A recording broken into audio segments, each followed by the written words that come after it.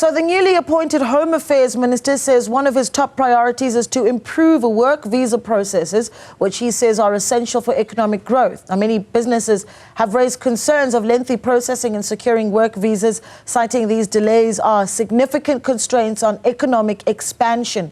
For more on his plans and vision, we are now joined by the newly appointed Home Affairs Minister Leon Schreiber. Minister Schreiber, a good morning to you. Thank you so much for joining us. Of course, you're with the Democratic Alliance, so there's a lot of curiosity about what you're going to be doing with this very, very important ministry. But before we get into that, congratulations. Perhaps tell us about, what you're wanting to focus on post your swearing in tomorrow as one of your key priorities. Why today you're being sworn in. Why the focus on work visas as your priority?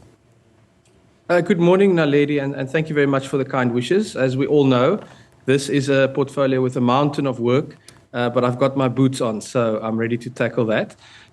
Yes, indeed. I mean, the visas issue is one among many of the priorities we need to tackle in this department. I think the first and most important one of those is getting the basics right. And those basics relate not only to the processing of visas that can serve as an economic catalyst for South Africa in places where we have scarce skills or people with exceptional skills, but also in the day-to-day operations. And I think this is the most important place for us to start this conversation, because I think most South Africans understand the problems at Home Affairs on the basis of the endless queues that they sometimes face, on the basis of this terrible South Africanism called system offline.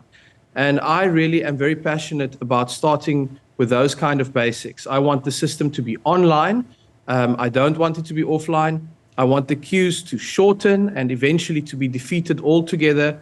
And those are things that you tackle with business process reforms, with investments in IT infrastructure and upgrading the network and the capacity of Home Affairs offices. And then, of course, also on the other side, speeding up the processing of some of these critical economic enablers, including things like critical skills visas, where, I serve on the Council of Stellenbosch University, for example, and we have lost academics who had to leave the country, who had specific skills that we wanted to transfer to South Africans, but they had to leave the country because they were not able to get the documents they needed. Those are the kind of economic impacts that we can have if we tackle this issue. And more broadly, we can restore dignity to the experience of Home Affairs. I think that for me is really the fundamental point.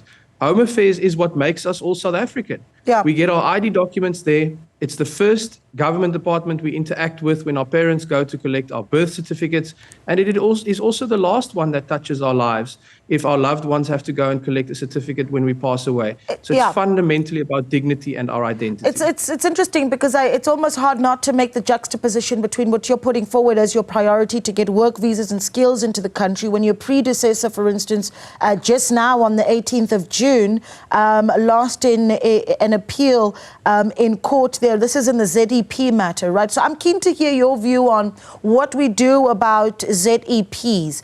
At the moment, those permits are up until, 2025? Would you want to extend them? It's been quite a hot potato issue in the run-up to these elections. Look, I think we have to approach all of these things on the basis of what our Constitution tells us. And you'll see in the Statement of Intent for the Government of National Unity as well, that this is a government, even though it's made up of multiple parties, that will ground itself in what the Constitution and the rule of law says.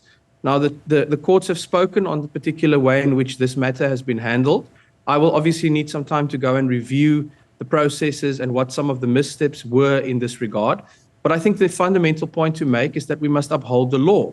On the one hand, that means that obviously where there is fraudulent activity or where people have engaged in corruption to obtain certificates or have corrupted that system that you mentioned, that is something that there will need to be consequences for. And we must uphold the law in that space. But just as much on the other side, we also have to look at the way in which people who try to get legal paperwork are being failed by processes within the department. And that is something where some of the major problems and court cases actually emanate from, because you cannot punish a person when the department itself has failed to facilitate what may have started as a legal application. Just allow me to step in. So that's the balance that we're going to get right. Yeah, allow me to step in, because I think this is an important topic and almost a different one to what you're talking about, which is, and certainly one that's key, right? The processing of paperwork and documentation. But the ZEP essentially is that permit that was given to Zimbabweans in the mid to late noughties, right? To say you are able to come and live in South Africa and live a full life almost as a citizen in South Africa because of the toil that took place in Zim. So the previous minister saying that needs to come to an end. Would you agree with that briefly, if you will? Well, I just don't think it's that clear cut. There has to be a process for persons who have tried to legalize themselves, people who have tried to apply for other visas, for example, where they have managed to contribute skills to the economy, to actually obtain the paperwork where they have complied with the law. But then on the other side, of course, that's why I started by saying, where there are persons who do not meet the criteria, that is where we will have to review that system. But I must say to you, Naledi, it's very important to make this point. You know, the international community places a lot of pressure and wants South Africa to play its role in managing international migration. But just yesterday in my initial briefing with the department, I was made to understand that there's been significant cuts to the ability of South Africa to actually process things like asylum papers and even from our neighboring countries. And, you know, that's something I have to take up very urgently as well with the international community, because expecting South Africa to step up to our responsibilities when it comes to migration as one of the biggest recipients of migration, including from neighboring countries like Zimbabwe in Africa, must surely come with assisting South Africa to be able to do that. And I think that's where a huge part of the process has fallen by the wayside, because it takes resources, it takes manpower, it takes the ability to distinguish, and this is the fundamental point, distinguish between those people who have immigrated, even on the ZEP, and who have since contributed their skills and tried to apply for other visas to help build South Africa, and those who have undermined the system. We cannot distinguish between the two if we don't have the capacity. And that is really where the fundamental first step lies. When it comes to legal reforms and policy reforms, those are things that I need to sink my teeth into, and then we'll see the way forward on that. Yeah, because obviously you're going to have to work with quite a few departments. I mean, I think about some of the issues around our porous borders that people talk about, right? What was it in December when we saw something like 400 children that were allegedly being trafficked into the country at some of our border posts, and that requires work with various other departments. Are you confident in the leadership of those departments? You talk about international relations, Ronald Lamola heading up DIRCO? Yes, I mean, I think this is a particular issue that I look forward to discussing with Minister Lamola, because as I say, I think we can use some international platforms to make the case for why Africa shouldn't be punished when you have migration crises and wars in other parts of the world, and then South Africa ends up being defunded. So I think that is something we must take up. I also have great confidence in my colleague, Mr. Dean McPherson. And I'm very excited about the fact that he's been appointed at Public Works, which, as you know, is actually responsible for things like border fencing and the infrastructure that's required there. So that's a conversation that I will also be having with him, and to make sure that we start moving on in this space.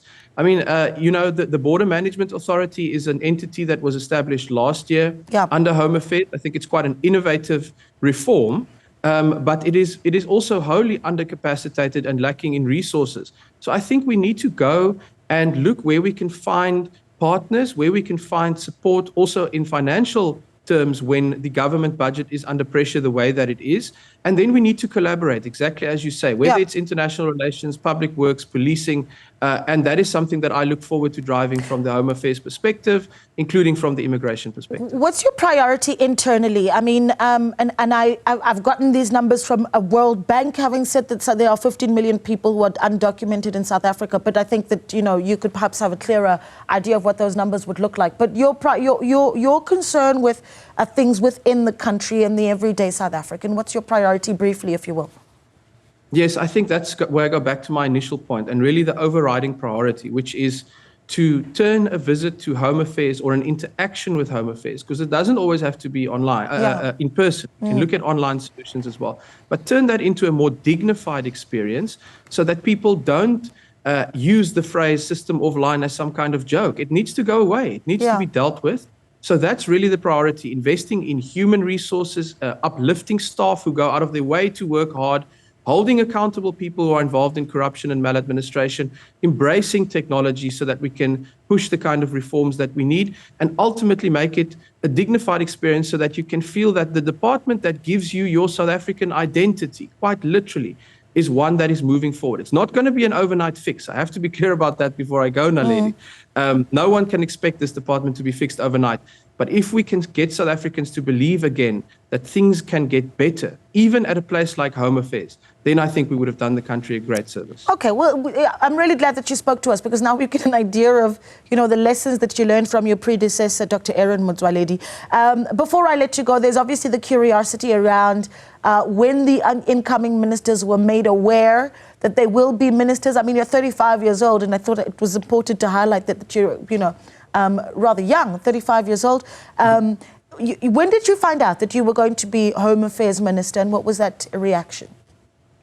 Yes, look, I hope to leverage some of the energy that comes with still having, not been through the washing machine. And I really want to really hit the ground running, which is why I've already had my first meetings with the department yesterday. That went really well, and there's some really good people there that I look forward to working with.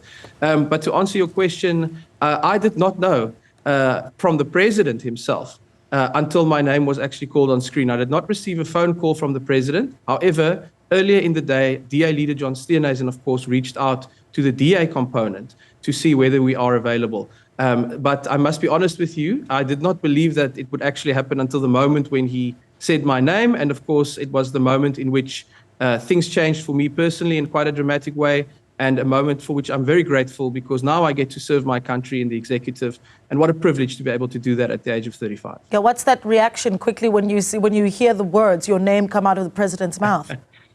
Well, I was sitting on the couch with my wife, and I think I almost fell off. That's the only way I can summarize it. All right. Well, we'll be watching your tenure very, very closely, and we really do appreciate your time. That's our incoming Home Affairs Minister, Leon Schreiber. He'll be getting sworn in today in Cape Town.